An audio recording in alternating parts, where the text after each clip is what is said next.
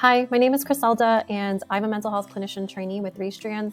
Really honored to share for the More Than campaign because this work is not just part of my career, but it's something that connects to my own story, values, and the hope that I have for every individual I come across.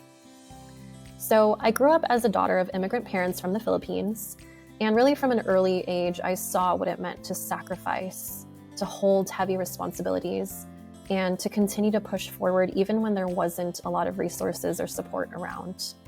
I also experienced what it was like to navigate different cultural expectations at once, whether it was the language, traditions, the unspoken rules about how you're quote unquote supposed to be.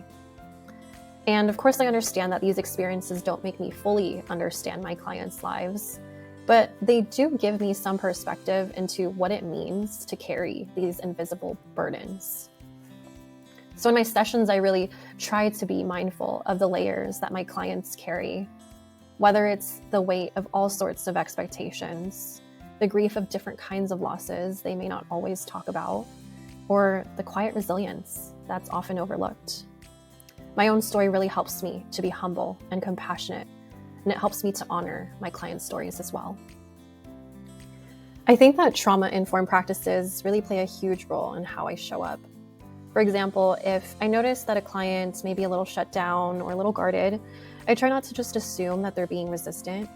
I try to consider that this might be a way that they're showing up in this moment because their body is protecting them from something that's overwhelming that they're experiencing.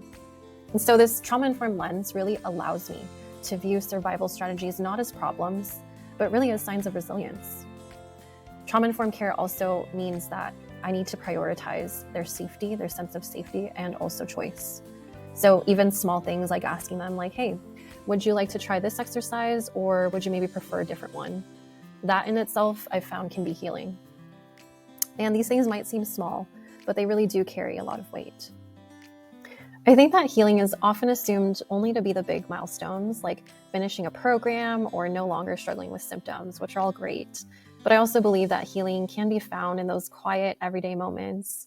I've experienced it when a client who's usually guarded, they finally share a piece of their story for the first time, or when someone's able to share laughter in a session after weeks of heaviness.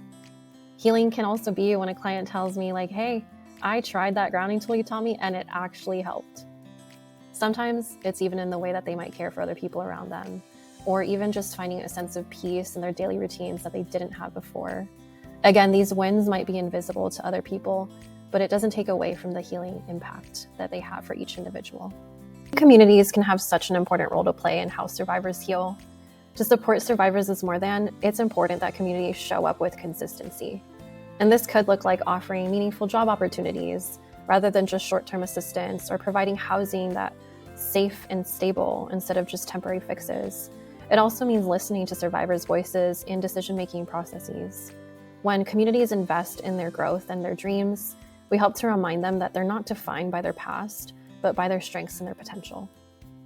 If I could share one message with the community, it would be that human trafficking prevention is about the long-term impact. Trauma doesn't just disappear when someone exits a trafficking situation. It might take years of rebuilding trust, navigating the mental health challenges, and finding a sense of safety. And this is why mental health is an important part of this process. When clients experience anxiety, depression, or other trauma responses, they're not signs of weakness. They're very human reactions to what they've experienced. And they deserve the time, the resources, compassion, and a community that refuses to give up on them, because healing is absolutely possible.